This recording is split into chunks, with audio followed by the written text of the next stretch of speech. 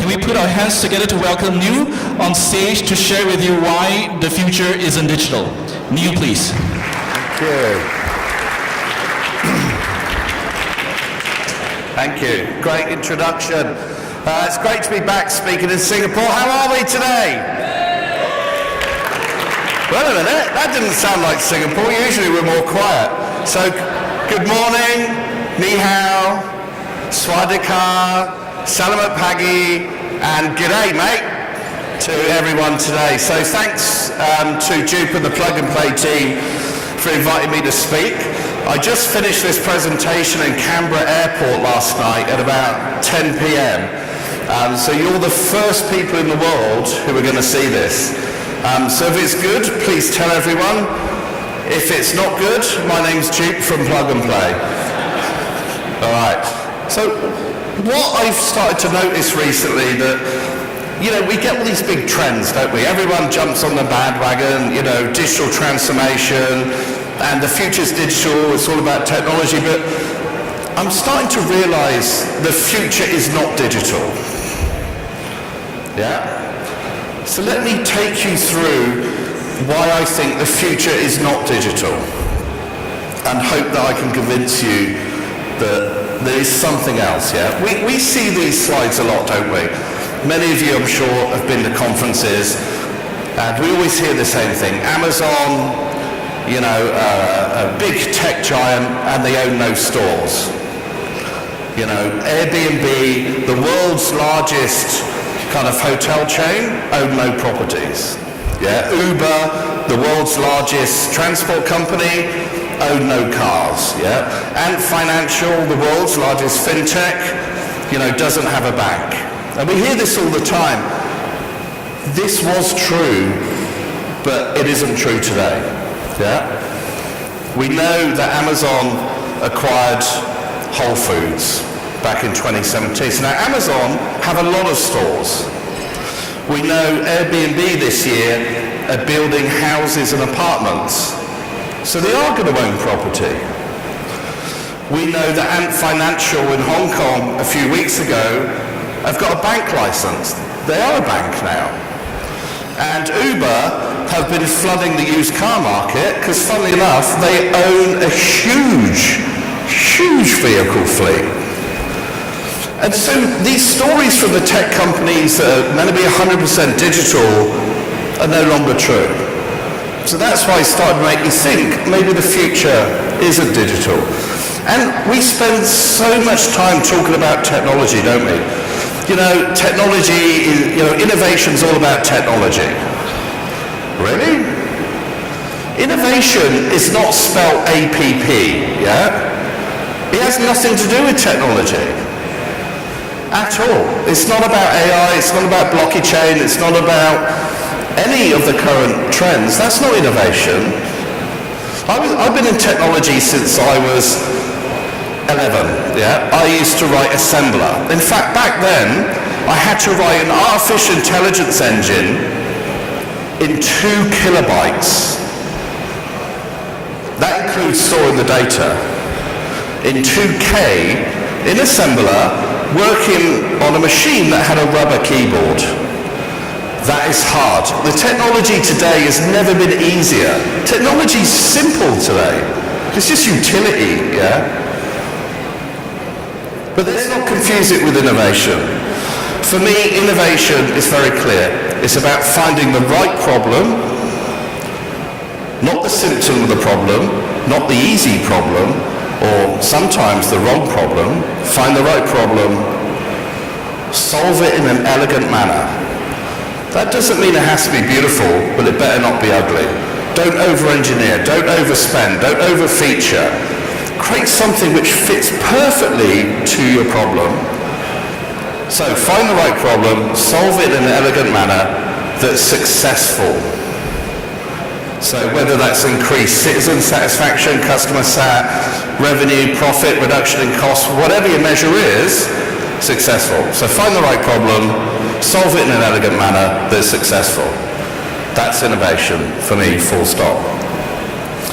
I researched what technology actually means online. So technology is the application of scientific knowledge for practical purposes, or it's machinery and equipment developed from the application of scientific knowledge, or the branch of knowledge dealing with engineering or applied science. But we all think technology is circuits and code. Yeah? So you think it's about electronics and chips and hardware, or it's about software. Notice the distinct lack of those words in the description of technology. In fact, technology comes from the ancient Greek techne, which means art or craft, and logica, which means logic. And so actually technology is arty logic, or as I like to think of it, crafty logic. That's what the description of technology is, crafty logic. In fact, Facebook maybe should change their name to Crafty Logic. I think it fits them a bit better. For me, technology is just the sand and cement I use to solve problems, yeah?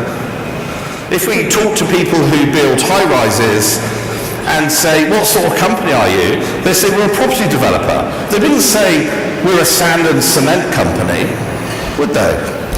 So technology is good at solving problems, but maybe we should be viewing it in a slightly different way. Look at these two companies. These two tech companies are great examples of technology innovation, yeah? We all know that. No, they're not. What made them successful wasn't technology. They have two innovations in common. Firstly, distribution model innovation.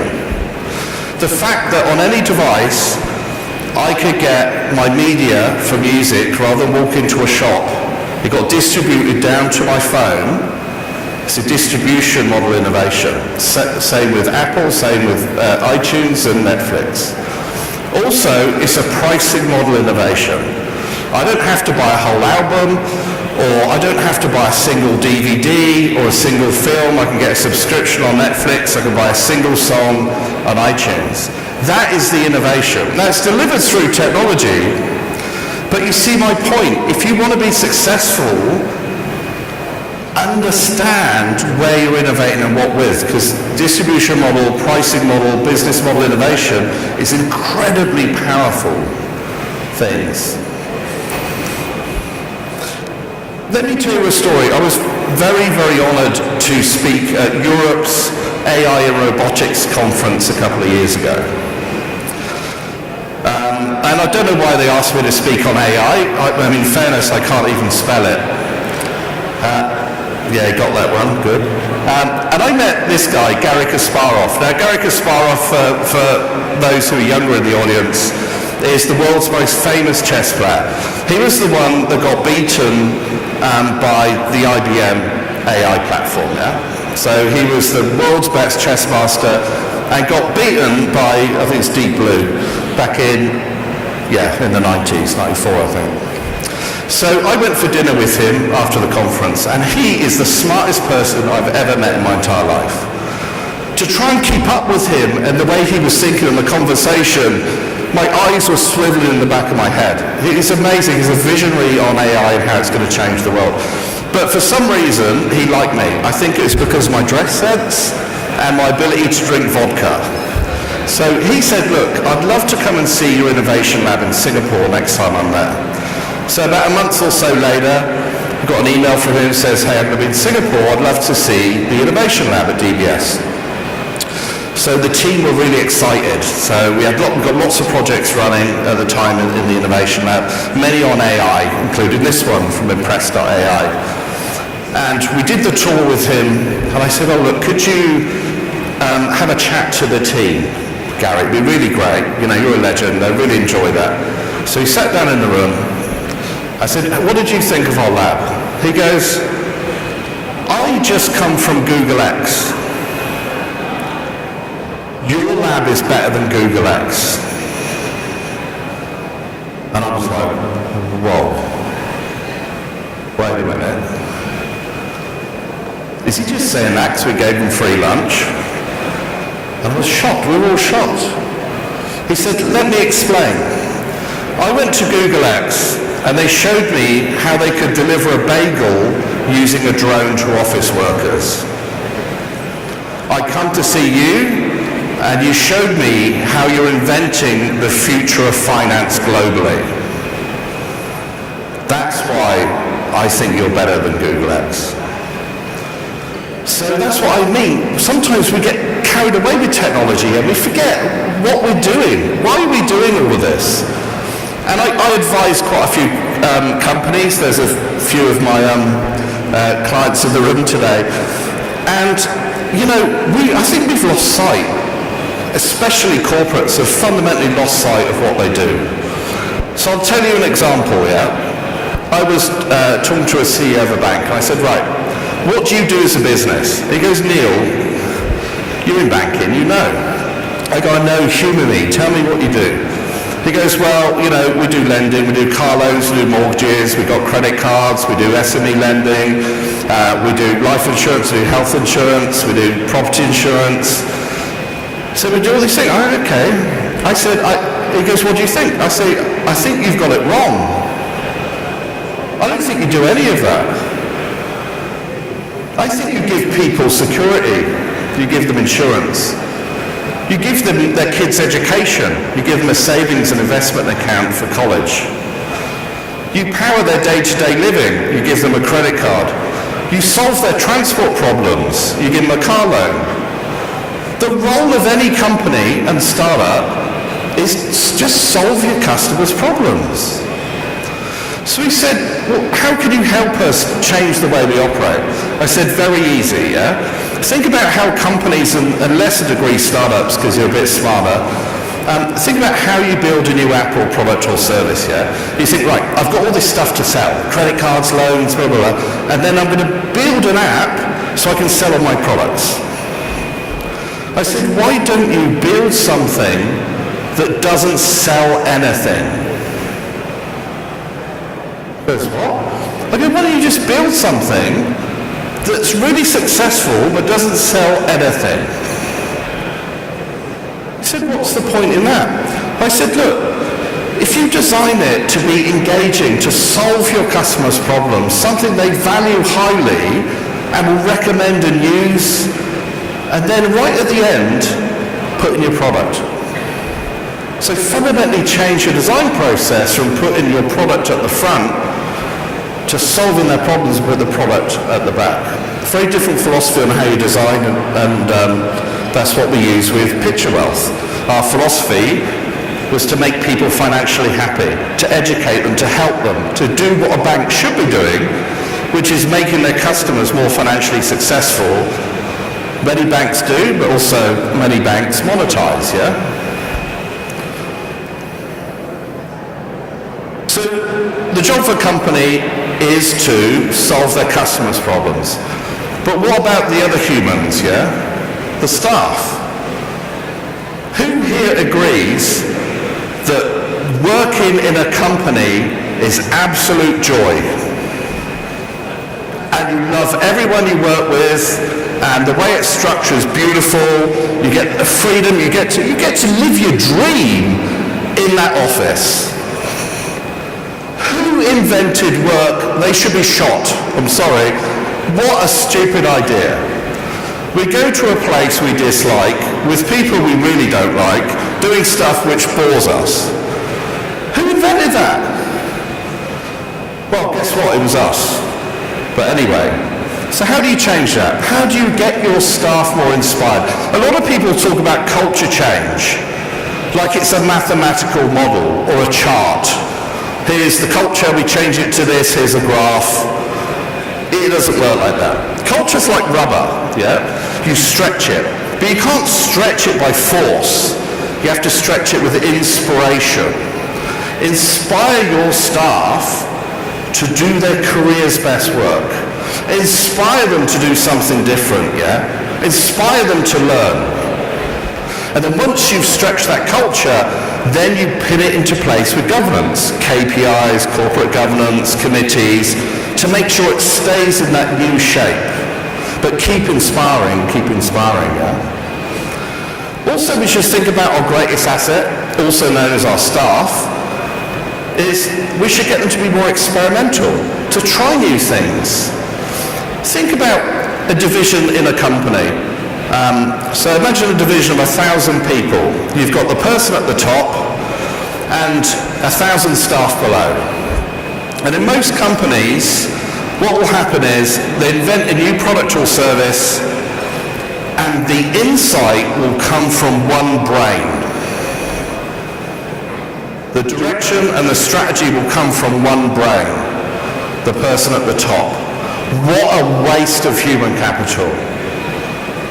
There's 1,001 brains there, and because they're micromanaged, because it's hierarchical, because they're not allowed to fail, the one person at the top is the one who puts in their insight, right or wrong, and apparently it's 1,000 people who've got to execute it. What a stupid setup. And so if you can get people together, use things like design thinking, lean startup, learn from startups, experiment, give them the freedom to try something new, and the safety if they do a failure, which is really important. And you can get them to do their career's best work, then you'll have an unstoppable company. So if we do all of this, so we think about innovation more about kind of models, we use technology in the right place, we solve customer problems, we turn our greatest asset, we turbocharge them. The role of digital is not to replace people, it's to turbocharge them. If we do all of that, then we can enter the digital sea. Yeah? We can go into this digital sea and it's going to be amazing. And we're ready, we're primed for getting eaten. Getting eaten by the tech and e-commerce giants who've been sat there, sometimes for decades, going, hey, banking, hurry up and digitize, I want to eat your business. Healthcare, I want to eat your business. I don't want branches, I don't want hospitals, I want digital. So if you digitize everything, then you put yourself up for just being swallowed. I'm not talking acquired. I mean, your customer's just gone, yeah? They've gone to Apple, like with Apple Card, gone to Amazon, who are doing lending, gone to Alibaba, doing payments. So if you do everything perfectly and do a brilliant digitization, you've just set yourself up for being the food in the digital sea. How can you stop this? You need islands. You need islands in that digital sea. And those islands are physical things, like Amazon realized. They need stores. Yeah? And those islands for a bank could be your branches, your process, your license, your people, your brand. So when you digitize, be very thoughtful about what you keep and what you let go. Don't think it's a process you can get rid of stuff, you can get rid of physical assets. God no. You need to be very smart about how you have the islands in the digital sea if you're going to survive. And so for me, the future isn't digital. The future is a combination. Maybe it's crafty logic, but for me, the future is hybrid. Thank you.